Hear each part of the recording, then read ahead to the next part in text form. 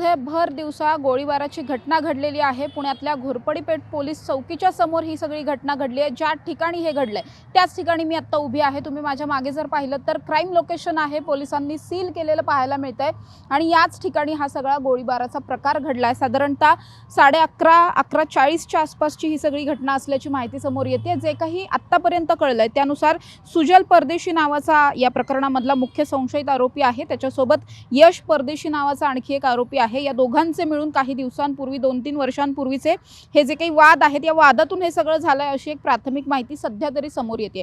ख्वाजा उर्फ नूर शेख असं ज्याच्यावरती गोळीबार झालाय त्या व्यक्तीचं नाव आहे आणि असं कळतंय की हे दोन्ही परदेशी जे आहेत म्हणजे सुजल परदेशी आणि यश परदेशी यांच्याशी काही वर्षांपूर्वी नूर शेख या तरुणाचे वाद झालेले होते। याच वादाचा बदला घ्यायचा म्हणून पूर्ववैमनस्यातून हा सगळा गोळीबाराचा प्रकार घडलाय अशी एकंदरीत आत्तापर्यंतची प्राथमिक माहिती समोर येते। आपण जर बघितलं तर समोरच घोरपडी पेठ पोलीस चौकी आहे आणि पोलीस चौकीच्या एक्झॅक्ट समोर हे सगळं घडलंय म्हणजे अगदी 50 मीटर अंतरावरती, हाकेच्या अंतरावरती। इथून जरी हाक मारली तरी पोलीस बाहेर येतील इतक्या जवळ हे पोलीस चौकी आहे आणि तिथे हा सगळा प्रकार घडलाय। त्यामुळे खरं तर नागरिकांकडून सुद्धा आश्चर्य व्यक्त केलं जात आहे की पोलीस चौकीच्या समोरच गोळीबार करणे इतके आता पुण्यातले गुन्हेगार जे आहेत ते निर्ढावलेले आहेत का हा प्रश्न उपस्थित केला जातो। आता आपण बघू शकतो याच पोलीस चौकीमध्ये हा जो या प्रकरणातला एक आरोपी आहे त्याला पोलिसांनी ताब्यात घेऊन इथेच बसवल्याची माहिती सुद्धा समोर येते। जवळपास 2-3 या प्रकरणामधले आता तरी असं कळतंय की 3 आरोपी होते जे दुचाकीवरून आलेले होते आणि या तिघांपैकीच एका दोघांनी मिळून हा सगळा फायरिंग करण्याचा प्रकार केलेला होता। 3 राऊंड फायर केलेले होते। आतापर्यंत पोलिसांना 3 शेल सुद्धा या ठिकाणी सापडलेले आहेत। असं कळतंय की 2 शेल आणि एक जिवंत काडतूस या ठिकाणी सापडलाय अशी एक प्राथमिक माहिती आहे। अर्थात पोलीस या सगळ्यामधली अधिकृत माहिती देतीलच, मात्र याच घोरपडी पेठ पोलीस चौकीमध्ये हा आरोपी सध्या असल्याची माहिती आहे। त्याला लवकरच पोलीस अटक दाखवतील आणि त्यानंतर न्यायालयाच्या समोर हजरही केलं जाईल। मात्र फॉरेन्सिकची व्हॅन जी आहे ती या ठिकाणी आलेली आहे आणि फॉरेन्सिकचं पथकही दाखल झालंय। या फॉरेन्सिकच्या पथकाकडून या ठिकाणी जसं मी आधी सांगितलं की 2 शेल्स सापडलेले आहेत म्हणजे रिकाम्या पुंगळ्या ज्या असतात त्या सापडल्या, तर एक अख्खी बुलेट ज्याला आपण जिवंत काडतूस म्हणतो ते सुद्धा सापडल्याची माहिती समोर आलेली आहे आणि आता सगळा पंचनामा करण्याचं काम घटनास्थळावरती सुरू आहे। घोरपडी पेठ पोलीस चौकीचे अधिकारी असतील, त्याचबरोबर खडक पोलीस स्टेशनच्या हद्दीत असलेला हा संपूर्ण प्रकार आहे। त्यामुळे खडक पोलीस स्टेशनच्या हद्दीमध्ये वरिष्ठ पोलीस जे आहेत ते सगळेच पोलीस सुद्धा या ठिकाणी दाखल झालेत। आपण बघतोय या ठिकाणी एक बुलेट जी आहे ती हातात आहे आता फॉरेन्सिकच्या टीमच्या आणि पंचनामा केला जातो। या सगळ्यामध्ये नेमकं कोणत्या बंदुकीतून हे सगळं फायरिंग झालेलं होतं हे आता शोधलं जात आहे। आपण जर बघितलं तर या लोकेशनच्या अगदी समोरच एक सीसीटीव्ही कॅमेरा आहे, मात्र तो कॅमेरा बंद असल्याची माहिती आहे। त्यामुळे पोलिसांना सुद्धा आरोपींना पकडणं कुठेतरी आता अवघड होत आहे की काय अशी एकंदरीत स्थिती निर्माण झालेली आहे। पण जी माहिती आहे त्यानुसार यातला एक आरोपी इथून पळून जाण्याच्या प्रयत्नात होता। पोलिसांनी तातडीनं त्याला घटनास्थळावरतीच पकडलेलं आहे असं कळतंय। त्यामुळे जे 3 आरोपी होते या तिघांपैकी एक आरोपी तातडीनं अटक झाल्यामुळे किंवा त्याला ताब्यात घेतल्यामुळे इथून पुढची प्रक्रिया कदाचित सोपी होईल। हे उर्वरित दोघे जण कुठे जाऊ शकतात वगैरे या सगळ्याचा शोध घेणं पोलिसांसाठी आणखी सोपं ठरू शकतं। पण एकंदरीत आपण पाहिलं तर या ठिकाणी जिथे हा सगळा प्रकार घडलाय तिथलं एकही सीसीटीव्ही फुटेज आतापर्यंत रिकव्हर झालेलं नाहीये। आजूबाजूच्या भागातले सीसीटीव्ही रिकव्हर करण्याचं काम सुरू आहे जेणेकरून सगळ्या आरोपींची ओळख निष्पन्न होईल आणि त्यानंतर या आरोपींना पकडणं जास्त इझी होईल पोलिसांसाठी। पण या सगळ्यामध्ये पूर्ववैमनस्याचा जरी हा सगळा एक अँगल असला तरी सुद्धा दुसरा आणखी एक अँगल या सगळ्या प्रकरणातला समोर येतोय की हा जो ज्याच्यावरती गोळीबार झालाय तो ख्वाजा उर्फ नूर शेख नावाचा जो आरोपी आहे हा आरोपी वनराज आंदेकर खून प्रकरणामधला प्रत्यक्षदर्शी साक्षीदार असल्याची एक माहिती समोर आली आहे। हा प्रत्यक्षदर्शी साक्षीदार होता आणि म्हणून त्याच्यावरती फायरिंग झालं का असा एक संशय व्यक्त केला जातोय।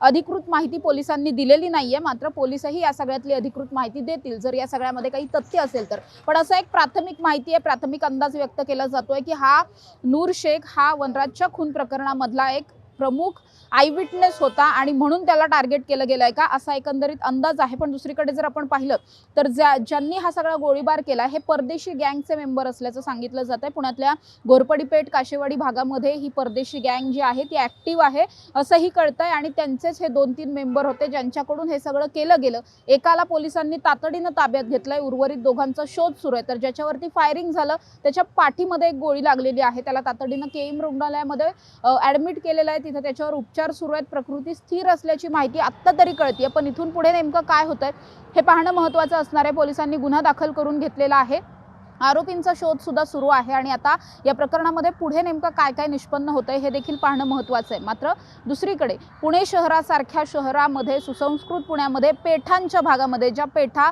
कायमच वर्दळीच्या समजल्या जातात, ज्या पेठांची लोकसंख्या सुद्धा जास्त आहे, खूप लहान लहान रस्ते आहेत आणि कायमच पेठांमध्ये गर्दी पाहायला मिळते, अशा पद्धतीच्या रस्त्यांवरती भर दिवसा पोलीस चौकीच्या समोरच गोळीबार होत असेल तर सर्वसामान्य पुणेकर सेफ आहेत का, सुरक्षित आहेत का, हा एक खूप मोठा प्रश्न आहे. जर ह्या ज्या काही 3 राऊंड फायर केल्या गेल्या यातलं एकही मिसफायर झालं असतं, दुसऱ्या कुणाला तरी लागलं असतं तर याची जबाबदारी कुणी घेतली असती, हा खूप मोठा प्रश्न आहे.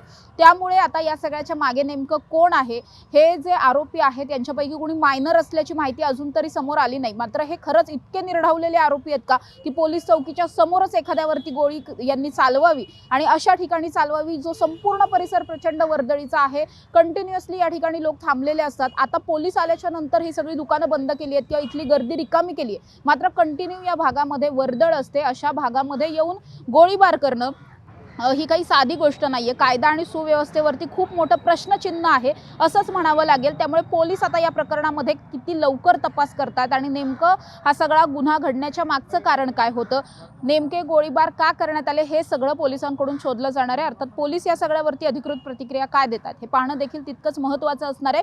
हा जो काही गुन्हा घडला, फायरिंगचा जो प्रकार घडला, तो आंदेकर गँगच्या अँगलच्या नुसार झालेला आहे. म्हणजे वनराज आंदेकरांच्या खुनातला आय विटनेस होता म्हणून त्याच्यावरती गोळीबार झाला की 2 वर्षांपूर्वी झालेले परदेशी गँगचे आणि नूर शेख याचे जे काही वैयक्तिक वाद होते, या वादातून हा सगळा गोळीबाराचा प्रकार झाला. हे दोन्ही प्रश्न अजून तरी अनुत्तरित आहेत. कदाचित पुणे पोलीसच या सगळ्यावरचं उत्तर देऊ शकतात. कॅमेरा पर्सन शिवाजी साळुंखेंसह समृद्धी जाधव, टॉप न्यूज मराठी, पुणे.